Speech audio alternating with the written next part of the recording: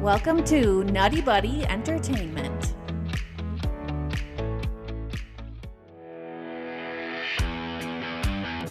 The Great.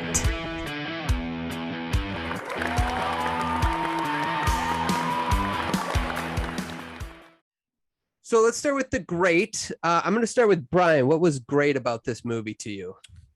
I think first and foremost, the Penguin, Colin Farrell, his role in it. He had all of his prosthetics and like moving prosthetics on, and it didn't take away from the character at all. Because part of me was like, okay, this is just Colin Farrell in a fat suit when I kind of saw the commercials for Sure. it. But him in it, you were just like, he was fully just like the Penguin the entire time. And he brought that little bit of humor that he needed like throughout the movie because it was just so dark, but he was just spot on. His role in it was great. And I'm looking forward to the limited series that they have just about the Penguin. So yeah. Do we know if that's going to be like a before or after, like the events? No, they haven't said if it's before or after, but I'm thinking maybe it'd be a mix of both or something. Or even if it's before, kind of get to know why he has all scars on his face and everything. But yeah. Yeah, I like it. Yeah, I love the Penguin too. How did you feel about the Penguin, Chris? Yeah, I thought he was great. Brian said it really well. He was kind of like a icebreaker, no pun intended, Iceberg Lounge. No, it was good humored scenes with him that broke up kind of the tone a little bit, and it's kind of the start of. You have all these gangsters, but now he's a little more over the top and a little more fantastical, heading in the direction of where his future adversaries will be. So just a good amount of Penguin because he was just a supporting character. Great all around. Yeah, that's awesome. Okay, well, give us your first great then too while we're at you. I'd say great. First of all, let's start with the man himself, Robert Pattinson. I don't know if this is really a hot take, but I think he might be, maybe not overall every aspect, but I think he might be the best Batman on film. Even better than Christian Bale. I'm a big Michael Keaton. I love those movies, but actually in the bat suit portraying Batman, I think I'd have to see it again. I've only seen it the one time. I think he might be the best out of all of them. So Robert Pattinson, great job. What do you think, Brian, of his performance as Batman? I think it's great. I actually just rewatched Batman Begins because just kind of going off the similarity, this being the first movie in the franchise, kind of comparing the both of them. And yeah, I want to see more of his Bruce Wayne side, and hopefully in the next movie we'll see a little bit more of that. So it's a little hard to tell, but his portrayal of Batman was, I think probably the best one so far. Yeah.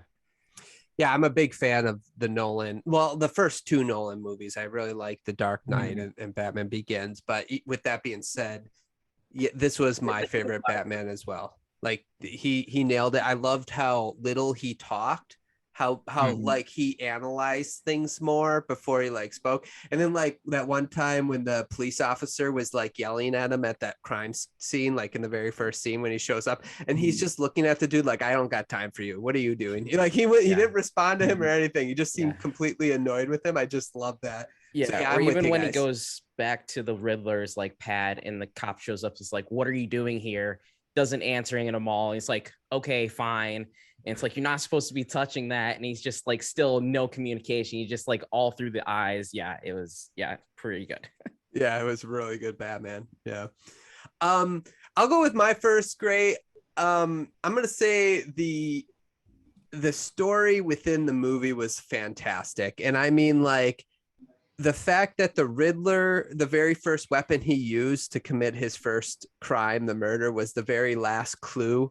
Like they thought of all these details, last clue to help Batman find out his grander plan. There was this other thing where, I don't know if you guys noticed this, there was a new Rockstar video on it and I watched it. I was like, man, the amount of thought that they took, it took them to make this film The first time outside the Iceberg Lounge when Catwoman was calling for a cab, you could see when started panned out and then it panned back in. But when it was panned out, you could see one room in the hotel that the Riddler was at. It was lit, and the Riddler, you could see the Riddler there. I thought that was it when I first saw it, or after I was like first saw the movie, and I'm like, I remember that scene. And then the second time, it's so brief. I tried to make sure that I was looking, and it was just a split second. I thought there was someone in that room where you could see that, and yeah, that was so good. It's like the forethought of that, and then the entire time. But anyway, the story, like how you were there seeing everything happen through Batman's eyes. I thought Luke said it best. It was kind of like you were playing a video game and you're Batman and you're just looking around with him and you're trying to figure out the clues, and you're being, all of it, the story, it was just fantastic. That's why I thought this movie was so amazing and well written and well shot as well. Yeah, especially for like a quote unquote origin story, like with Marvels and stuff like that, we kind of know the recipe of how it's going to go, the development. We can kind of see down the line where the characters are going to lead. In this movie, you're kind of on your edge of your seat. You don't really know how everything's going to work out. And even towards the end, it doesn't work out in his favor. I mean, the city's completely destroyed.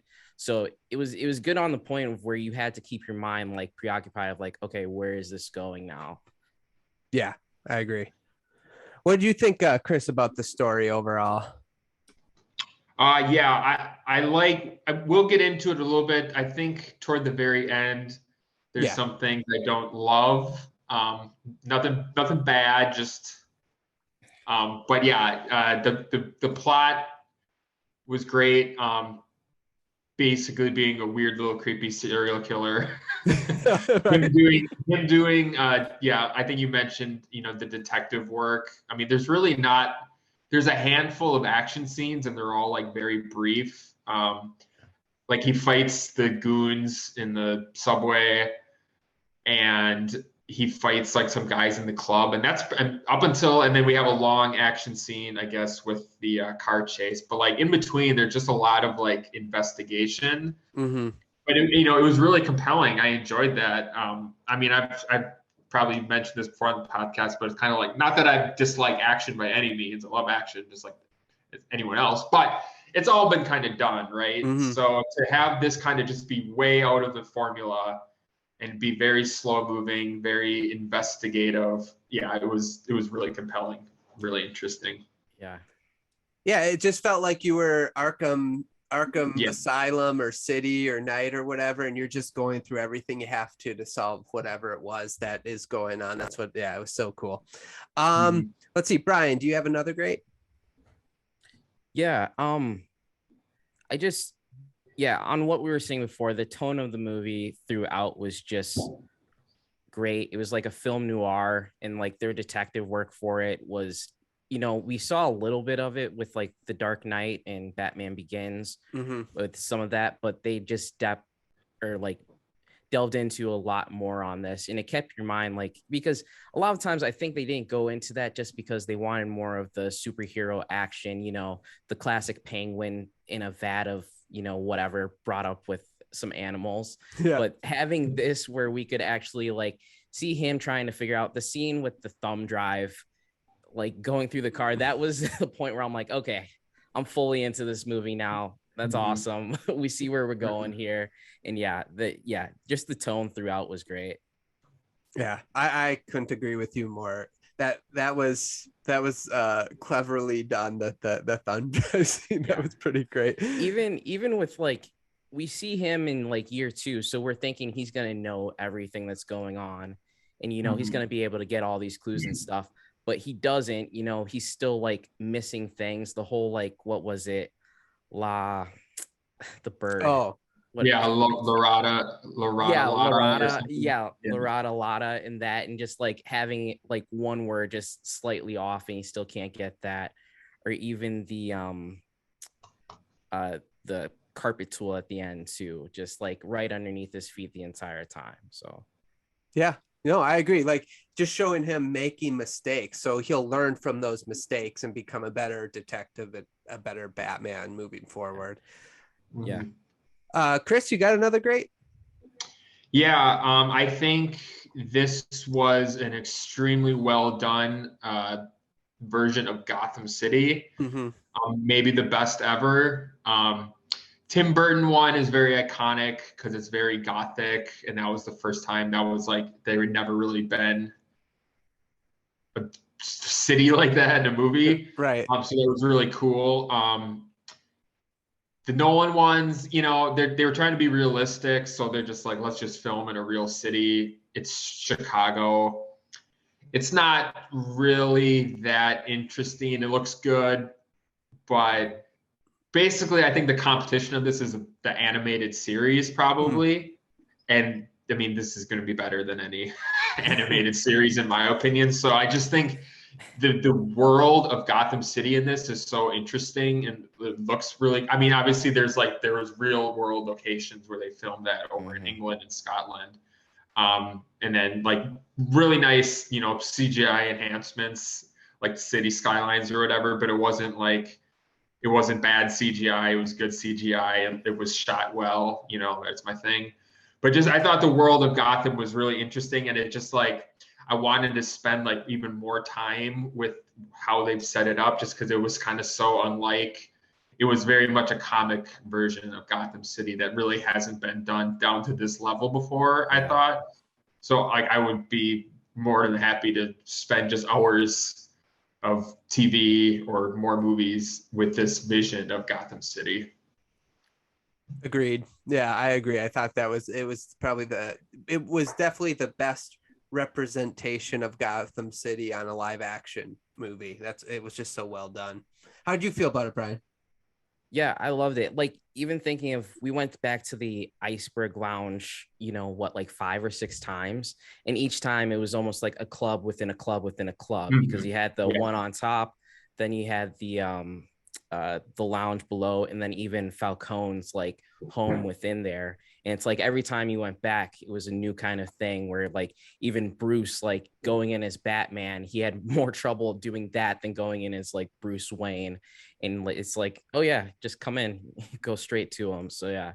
But yeah, no, the city itself, because even rewatching like Batman Begins, they CGI'd a lot of the like lower quarters of the city.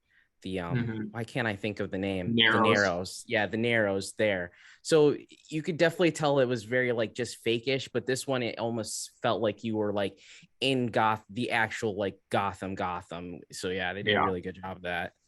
Yeah, I would also add the Arkham games too. Maybe that would be the best other representation. Arkham City and Arkham Origins, probably the two best for me.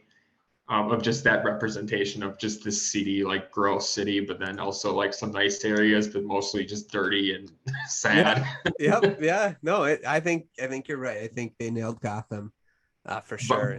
Go ahead. By the way, a nerdy thing I like to do as in movies is to like look up filming locations.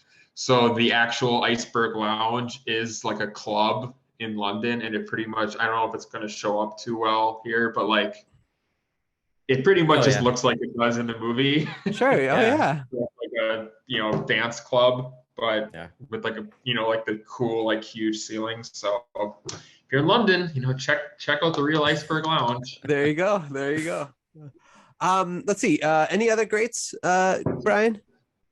Yeah, I just want to, coming off of, all the Marvel stuff and how a lot of it was affected by COVID, this movie as well was affected by COVID, but they did a great job of, not having to compromise on a lot of stuff that other films did. I know the director had to he wasn't really around them, and he just had an earpiece in kind of directing them off.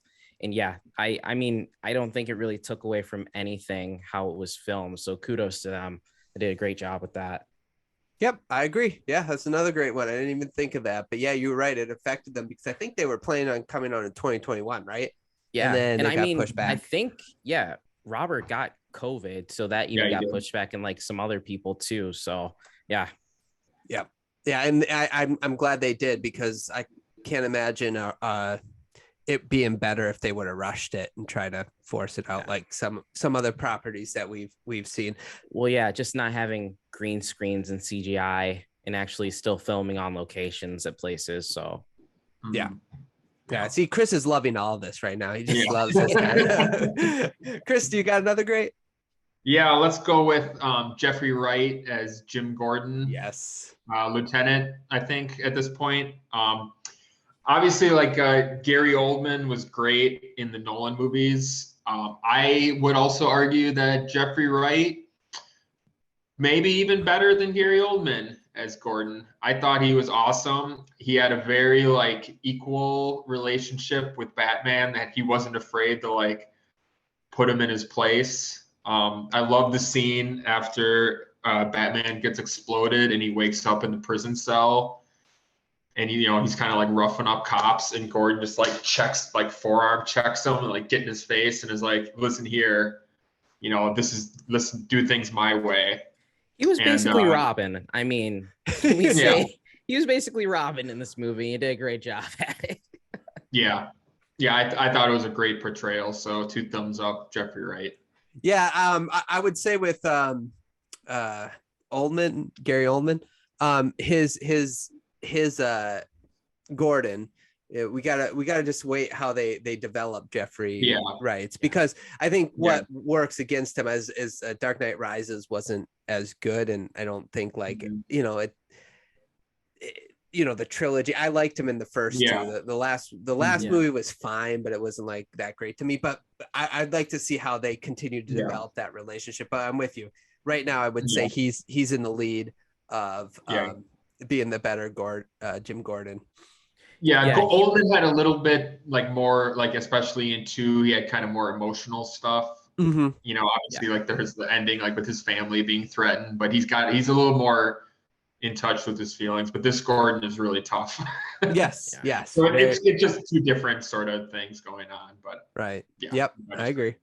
Yeah, he was in my good. And my thing is, I liked him a lot. It's just I want to see more of where his character developed, because I forgot to look when I went and saw it a second time. But did he have like a wedding ring on? Is he like the married Gordon right now? He's was he a lieutenant?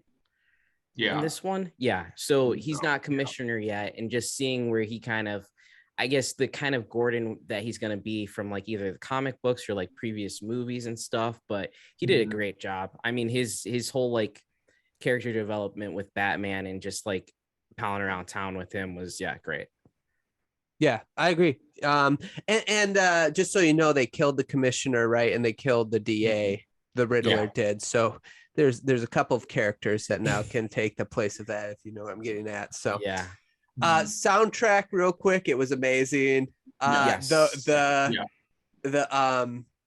sort of, I don't want to say rip off, but it kind of reminded me of Star Wars a little bit, where especially the Riddler, when Riddler's home, when Batman was investigating, it went dun dun dun dun. It almost went dun dun dun dun dun dun, and I was just like, oh, that's getting awfully close, but I really love that. So the soundtrack overall was amazing. And then I just want to also say the hallway scene. That was great to me. That was probably my favorite scene in the movie. So that's another great on my my docket.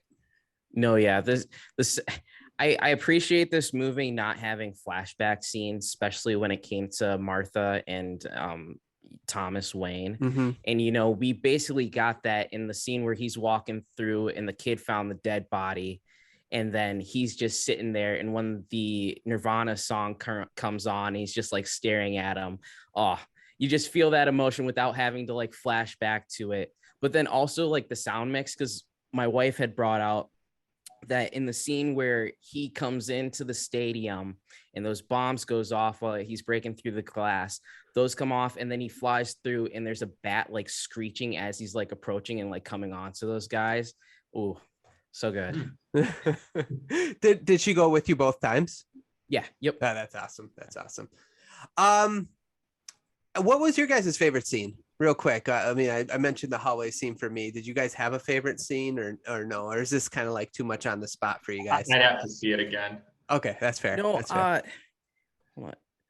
The I think actually my favorite scene was when in the police station, when he was escaping and he was going up to the roof, and that moment when he just gets up there and he gets that like scared of heights look, and you get that crack in his armor of like, okay, he's not fully Batman quite yet. And then when he jumps off and like he almost makes it but doesn't quite, and you just feel that pain of him just hitting that building. That was probably one of my favorite scenes in the movie.